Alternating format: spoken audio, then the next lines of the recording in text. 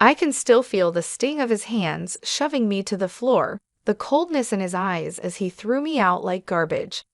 This is what my 61st birthday has come to. My own son treating me like I'm nothing. Like I haven't spent my entire life loving him, raising him, sacrificing for him. And now, because of that wretched wife of his, he can't even stand the sight of me. Laura, even her name makes my blood boil. From the moment Henry brought her home, I knew she was trouble. The way she looked at me, like I was just an obstacle in her path. The way she whispered in Henry's ear, turning him against me little by little. I warned him not to marry her, begged him to see through her manipulations, but he was blinded by lust, by the idea that she loved him unconditionally. Ha! The only thing that woman loves is herself. And now, because of her, I've lost everything, my son, my grandchildren, the family I've dedicated my life to. Cast aside like yesterday's trash. As I sit there wallowing, a car pulls up beside me. The window rolls down, revealing the concerned face of my best friend, Nicole. "Megan, what happened? What are you doing out here?" she asks, her voice laced with worry. I can barely choke out the words. Henry, he kicked me out, said I was crazy and that it was his house now. Nicole's eyes widen in shock, then narrow in anger. He did what? On your birthday? Oh, honey, get in the car. You're coming home with me. I climb into the passenger seat, my body numb as Nicole drives. She keeps glancing over at me, her brow furrowed. This is unacceptable, Megan. Henry can't treat you like this. Something has to be done. I shake my head sadly. What can I do, Mags? He's a grown man. He's made his choice. Nicole purses her lips, a determined glint in her eye. Maybe so, but that doesn't mean he gets to get away with it. You're his mother, for God's sake. It's time Henry and that wicked wife of his learned that there are consequences for their actions. I turn to her, confused. What are you saying? A slow smile spreads across Nicole's face. I'm saying, my dear, that it's time for a little revenge, and I know just the person to help us get it. As we speed into the night, I can't help but feel a spark of hope. I feel a flicker of something I haven't felt in a long time. Hope. Hope that maybe, just maybe, I can make Henry and Laura pay for the pain they've caused. Maybe karma will finally catch up to them. The day started off well enough. It was my birthday, and despite everything that had happened with Henry, I was determined to make the most of it. I spent the morning tidying up the house, putting up a few decorations, and preparing a special dinner. I even bought a cake from the bakery down the street, the one Henry always loved as a kid. Around noon, I called Henry, my heart fluttering with a mix of hope and nerves. To my surprise, he actually answered. Hey, Mom, what's up? His tone was neutral, guarded. I took a deep breath. Well, I was wondering if you, Laura, and the kids would like to come over for dinner tonight. It's my birthday, and I thought it would be nice to spend some time together as a family. There was a long pause. I could hear muffled voices in the background, like he was discussing it with someone. Finally, he spoke. Yeah, okay, we can do that. What time? Relief washed over me.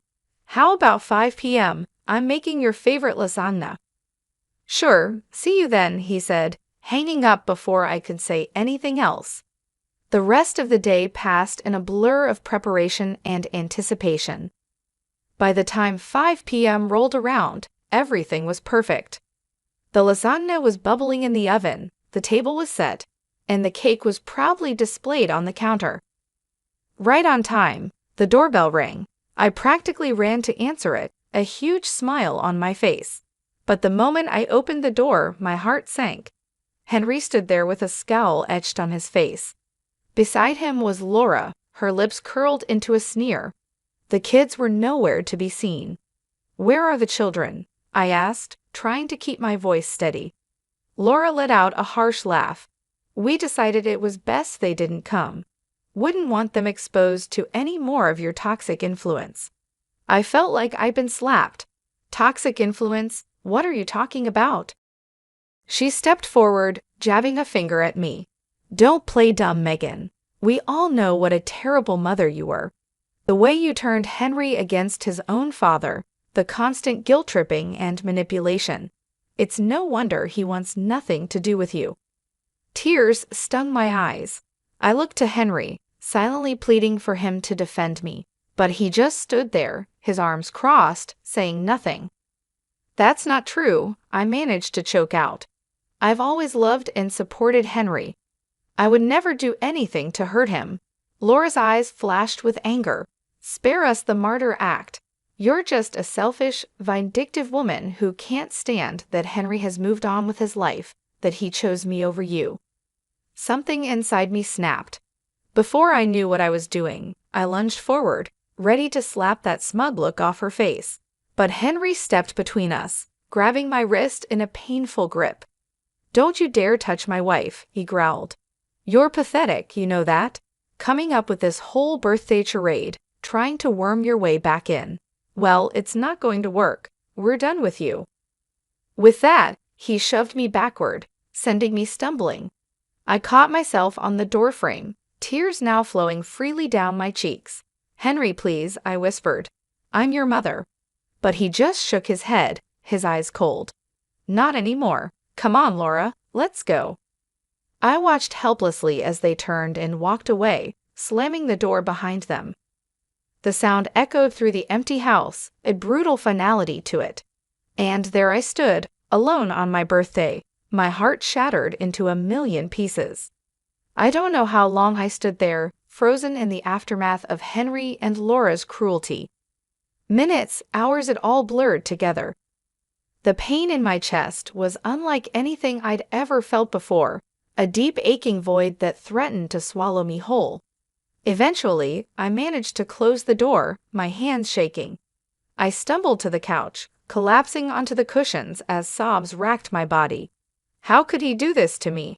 My own son treating me like I was nothing, like I hadn't spent my entire life loving and caring for him. The sound of my phone ringing jolted me out of my despair. I glanced at the screen, seeing Nicole's name. For a moment, I considered ignoring it, not wanting to burden her with my problems. But the thought of facing this alone was too much to bear. I answered, my voice thick with tears. "Hello. Megan, what's wrong? Did something happen with Henry?" The concern in her voice was my undoing. I broke down, the whole sordid story spilling out between gasps and sobs. Nicole listened patiently, offering words of comfort and support. "That's it," she said firmly when I finished. "This has gone too far. Henry and Laura can't keep treating you like this. It's time for them to face some consequences." I sniffled, wiping my eyes. "What do you mean?" "I mean it's time for a little payback.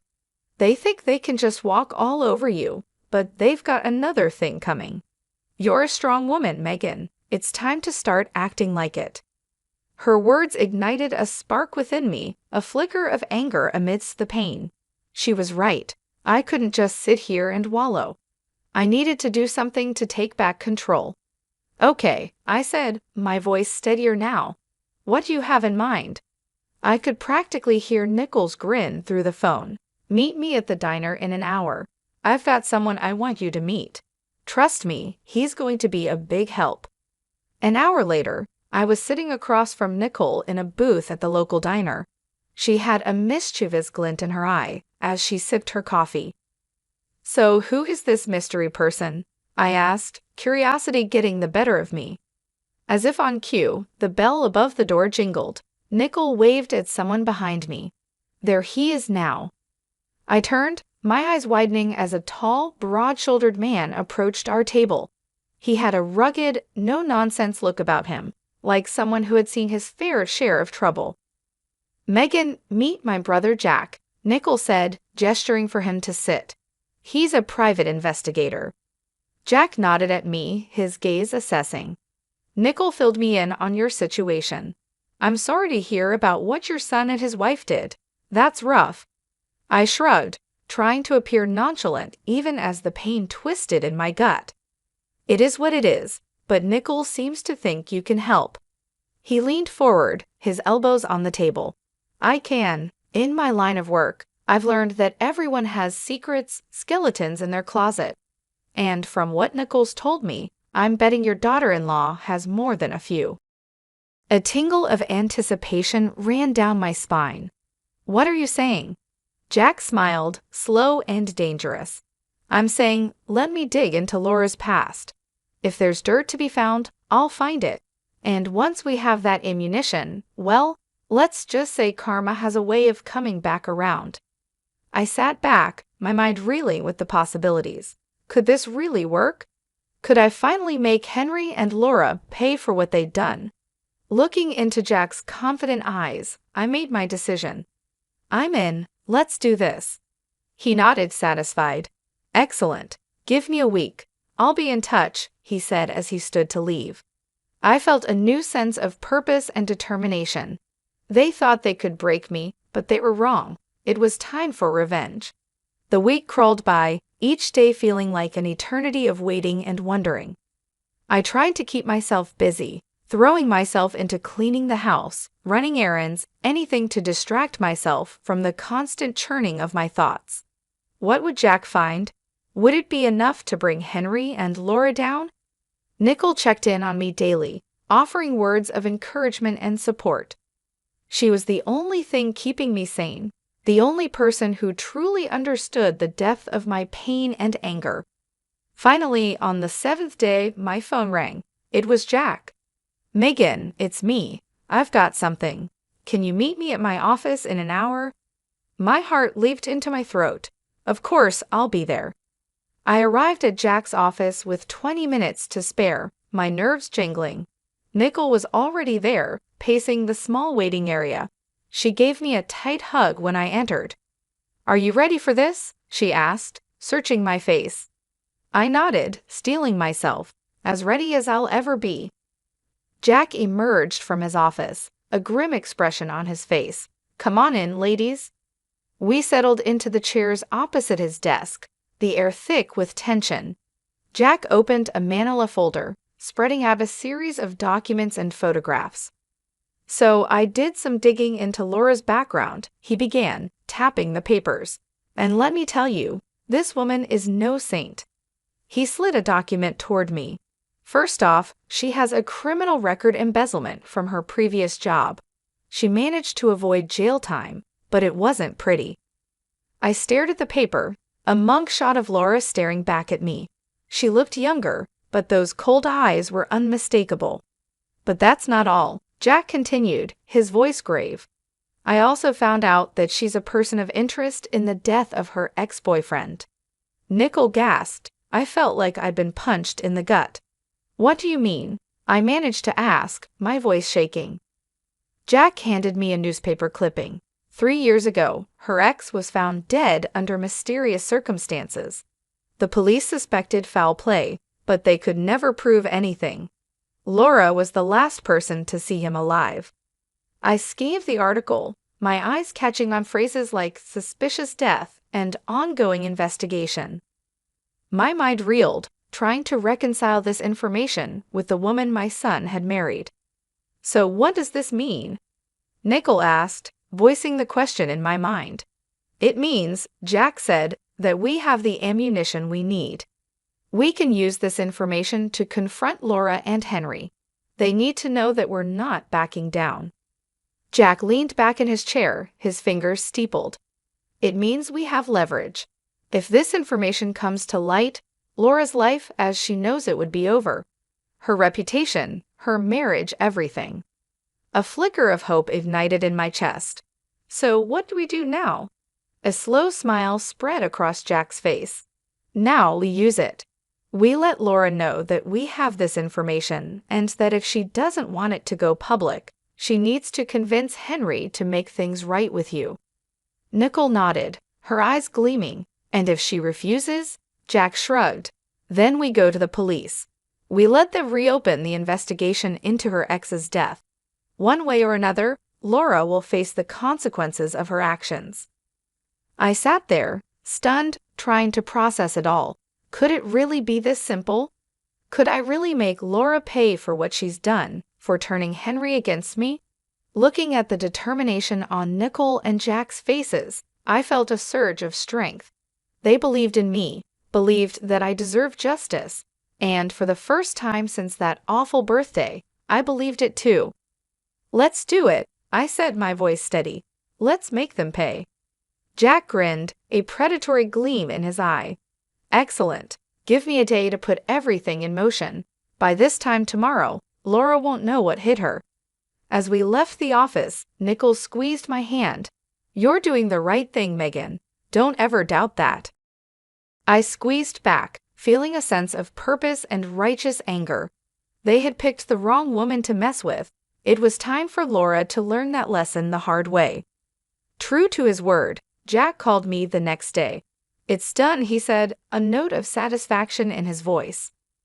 "I've sent all the information to Laura, along with a message letting her know that if she doesn't want it to go public, she needs to convince Henry to make amends with you." I felt a thrill of anticipation mixed with nervousness. "Do you think it will work?" "Only one way to find out. But trust me, with the dirt we have on her, she'd be crazy not to comply." I hung up, my mind racing. Would Laura really cave? Would she really force Henry to apologize and make things right? A part of me dared to hope, even as another part whispered that it was too good to be true. Hours passed with no word. I paced my living room, jumping at every sound, convinced it was the doorbell or the phone. But as evening fell, there was still nothing. I was about to give up and go to bed when there was a pounding at the door. My heart in my throat, I opened it to find Henry standing there, his face full of fury. "What the hell did you do?" he snarled, pushing past me into the house. I stumbled back, caught off guard. "What are you talking about?" He turned on me, his eyes blazing. "Don't play dumb. Laura told me everything about the private investigator, about you digging up her past." "What? You thought you could blackmail her into making me forgive you?" I stood my ground, lifting my chin. "I didn't blackmail anyone. I just let her know that her actions have consequences, that she can't destroy my life and get away with it." Henry let out a harsh laugh. "Destroy your life? Are you serious? You're the one trying to destroy our marriage, our family, first with your constant guilt-tripping and manipulation, and now this." Anger surged through me, hot and bright. "I'm not the one who turned you against me, Henry. That was all Laura. She's poisoned you. Can't you see that? She's a criminal, a liar, maybe even a murderer." For a moment, Henry looked stunned, then his face hardened. "You're unbelievable. You really think I'm going to believe your crazy accusations over my own wife, the mother of my children?" "They're not accusations, they're facts. Jack found proof." "I don't care what your detective friend found," Henry roared. "Laura is my wife, and I trust her. I love her, and nothing you say or do is going to change that."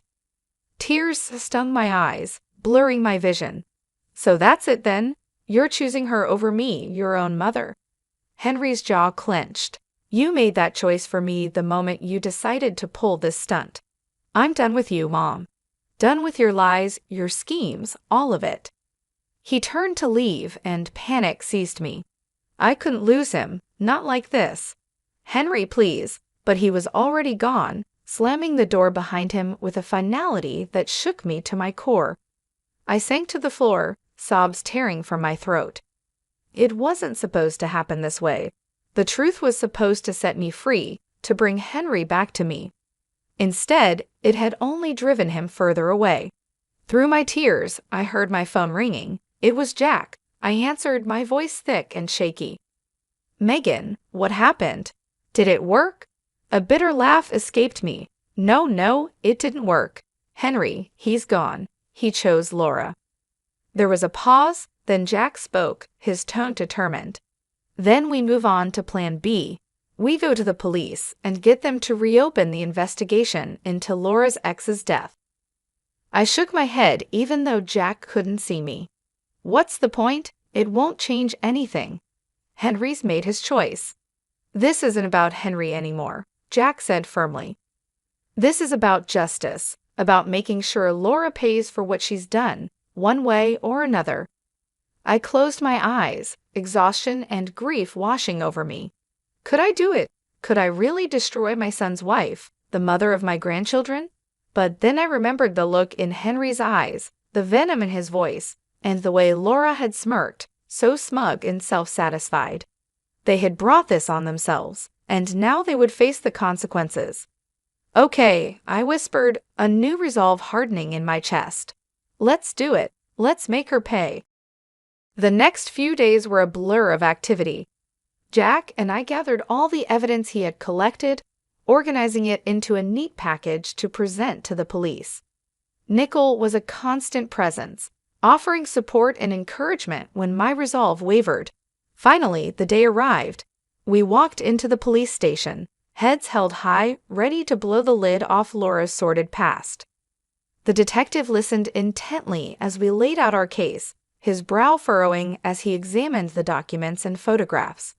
When we finished, he sat back with a grim expression on his face. "This is serious stuff," he said, tapping the file. "If what you're saying is true, we have grounds to reopen the investigation into Miss Wilson's ex-boyfriend's death."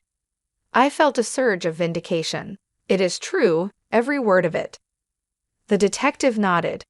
"All right then, leave this with me. I'll get the ball rolling." We left the station with a sense of anticipation thrumming through me. It was really happening. Laura was finally going to face the music. 3 days later, I received a call from Jack. "Turn on the news," he said, a note of triumph in his voice. I did as he said, my heart pounding as the anchor's face filled the screen. "Breaking news," she announced, her expression grave. "Local woman Laura Berlin has been arrested in connection with the previously unsolved death of her ex-boyfriend Brian Cox. New evidence has come to light, prompting police to reopen the investigation." I watched, transfixed, as they showed footage of Laura being led out of her and Henry's house in handcuffs, her face a mask of shock and anger. Henry followed behind, looking stunned and lost. A fierce satisfaction burned in my chest. She was finally getting what she deserved. But my joy was short-lived. The news report went on to describe how Henry had to use their savings to post Laura's bail and hire a lawyer. It was a financial blow, one that would undoubtedly put a strain on their marriage.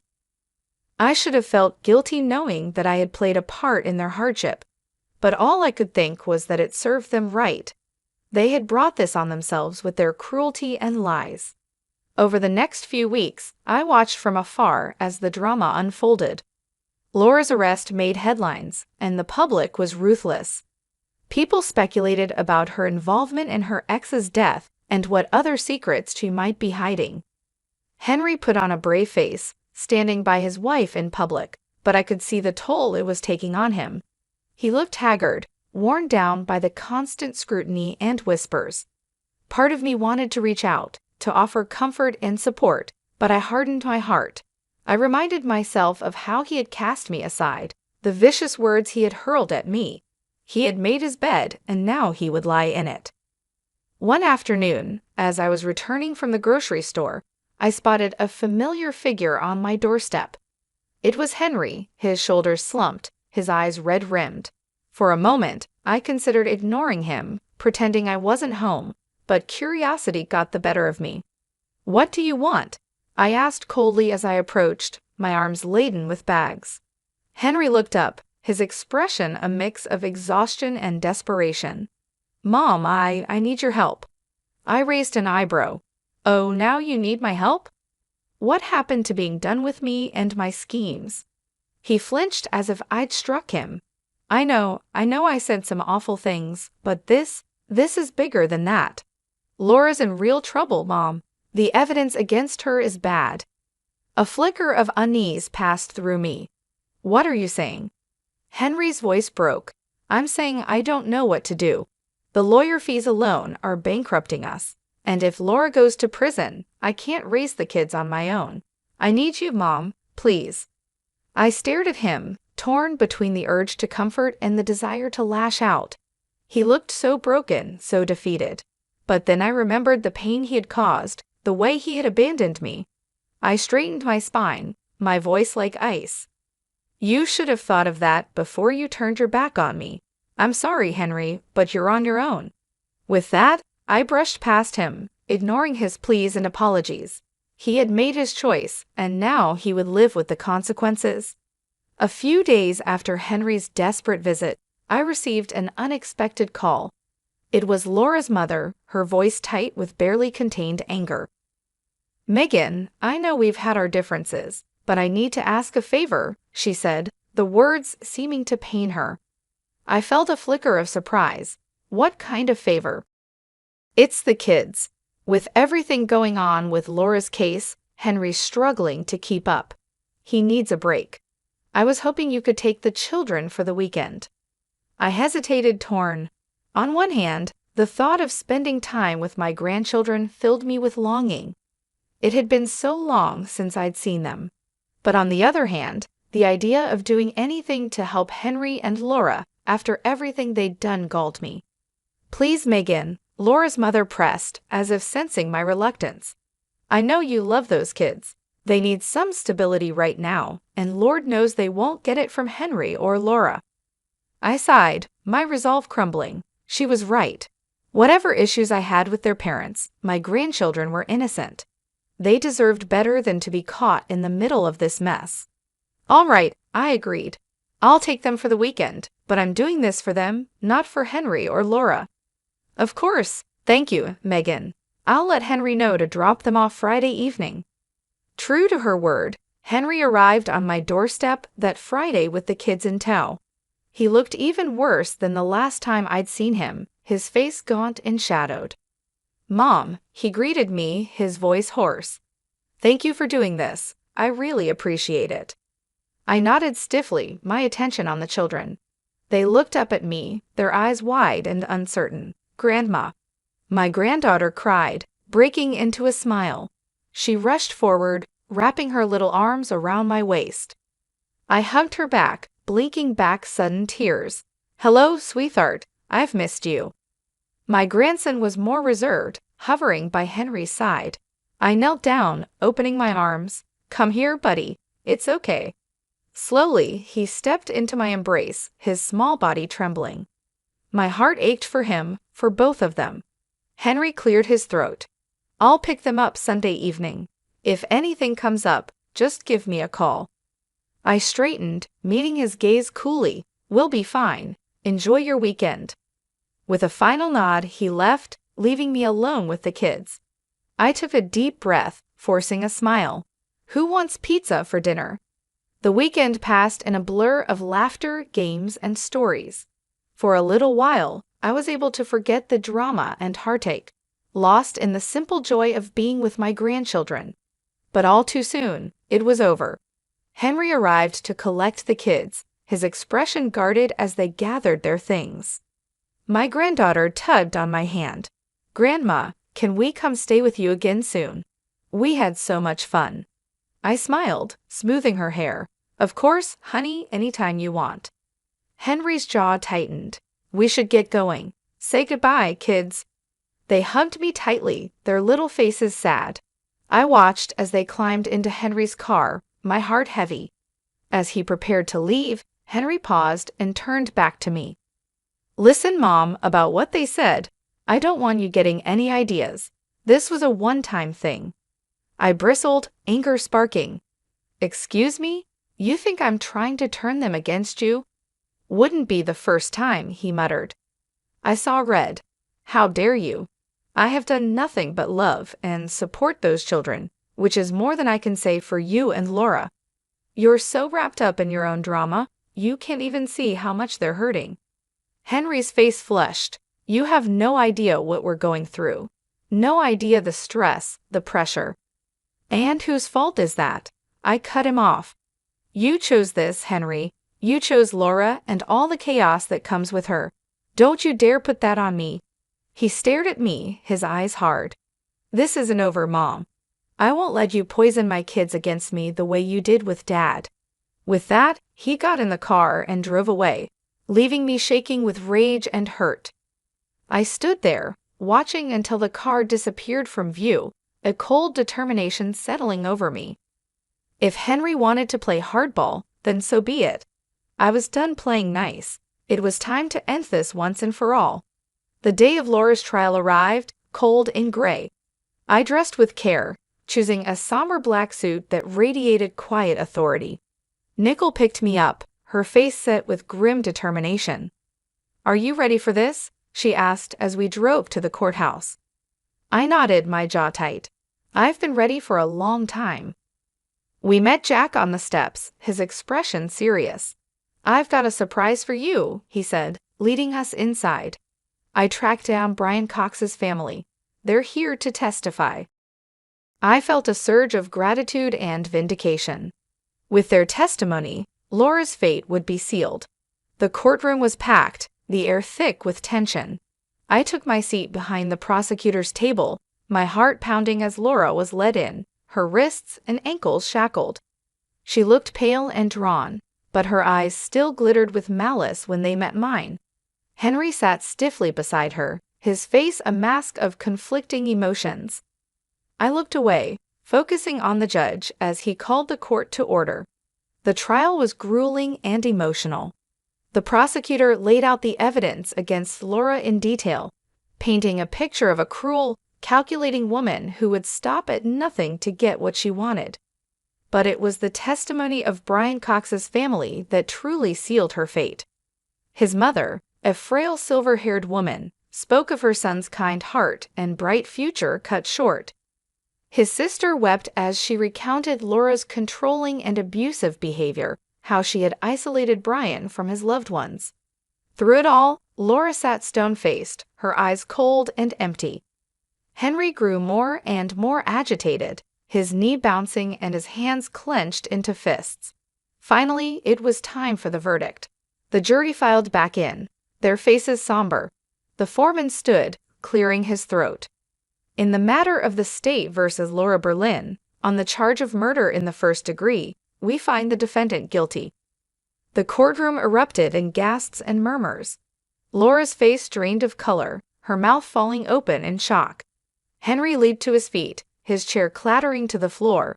"No," he shouted, his voice raw with anguish. "No, this is wrong. She's innocent." The judge banged his gavel, calling for order. "Mr. Wilson, control yourself, or I will have you removed from this courtroom." Henry subsided, collapsing back into his seat, his head in his hands. Laura turned to him, her expression desperate. "Henry, do something. You can't let them do this to me." But Henry wouldn't look at her, his shoulders shaking with silent sobs. The bailiff stepped forward, preparing to lead Laura away. I watched, a strange mix of emotions swirling within me. Triumph, yes, but also a hollow sort of sadness. It had come to this, my own son broken and humiliated, his life in ruins.